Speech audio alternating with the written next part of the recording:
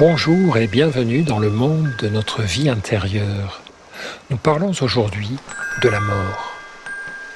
Il cessa de pleurer, et le visage tourné vers le mur, il se mit à réfléchir, l'esprit obsédé par cette unique pensée. Pourquoi ? Pourquoi cette chose épouvantable ? Mais quoi qu'il fît, il ne trouvait aucune réponse. Et quand l'idée qu'il n'avait pas vécu comme on doit vivre se dressait devant lui, il chassait cette idée bizarre en se rappelant aussitôt la parfaite correction de son existence. Presque toujours le visage tourné vers le mur, il souffrait, seul, de ses souffrances insolubles. Il se plongeait, seul, dans ses pensées insolubles. Qu'est-ce donc ? Est-ce vraiment la mort ?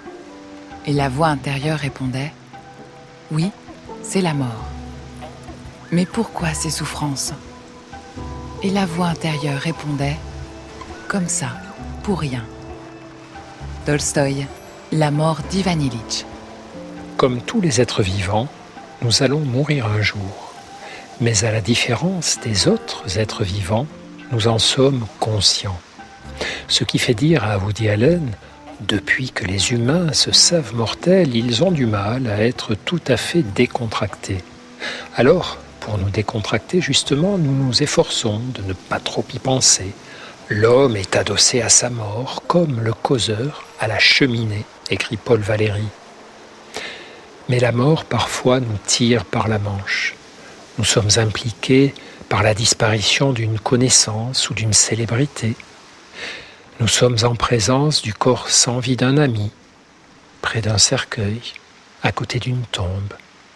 Ou, plus déstabilisant encore, nous sommes impliqués dans notre propre chair, au travers d'une maladie menaçante, diagnostiquée chez nous. Alors, nos illusions s'envolent. Le temps de l'insouciance et des fausses croyances est terminé. Nous ne pouvons plus faire comme s'il nous restait un temps illimité à vivre. Non, le temps qu'il nous reste n'est pas illimité. Pire, il est incertain, et peut-être serons-nous morts demain. Face à la mort et au cortège de peur qu'elle pousse devant elle, c'est notre vie intérieure qui peut nous donner force et lucidité. Sans un salutaire travail de l'âme, notre crainte de la mort influence et parasite notre vie. Les recherches scientifiques ont montré qu'en activant la peur de la mort, on pousse les humains à plus de matérialisme, plus d'égoïsme, plus de rigidité psychologique. À l'inverse, s'entraîner à un abord lucide, apaisé et réaliste de l'idée de sa propre mort apporte peu à peu une forme d'apaisement et d'équanimité envers une perspective qui ne réjouit tout de même personne. C'était le conseil de Montaigne.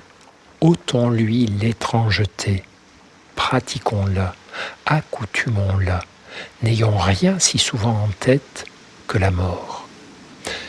Alors, de notre mieux, accueillons les irruptions de la mort dans nos vies, devant les faire-part de décès, à l'écoute du glas de l'église voisine. Immobilisons-nous, laissons toutes les images, les pensées, les souvenirs liés à la mort se répandre en nous. Efforçons-nous simplement de rester reliés à notre respiration, au souffle de la vie, en nous et autour de nous. Rendons-nous de temps en temps dans les cimetières, prenons le temps d'y marcher dans les allées, de nous y asseoir, et là encore, sans rien chercher, sans rien poursuivre, laissons-nous habiter par ces instants, observons cet environnement de vie et de mort mêlés. Restons là, à écouter le chant des oiseaux, le pas des visiteurs sur le gravier. J'ai souvent fait cet exercice avec certains de mes patients qui souffraient d'une anxiété de la mort. Et nous en avons gardé, eux et moi, des souvenirs d'expériences très fortes et paradoxalement très douces. Connaissez-vous ce haïku du poète japonais Natsume Soseki ? Sans savoir pourquoi, j'aime ce monde où nous venons pour mourir. Le contraire de la mort, c'est la naissance. Nous sommes entrés nous allons sortir. Et entre les deux, il y a la vie. Vous ne trouvez pas qu'elle est belle ? À demain, et ne perdez jamais le lien avec vous-même.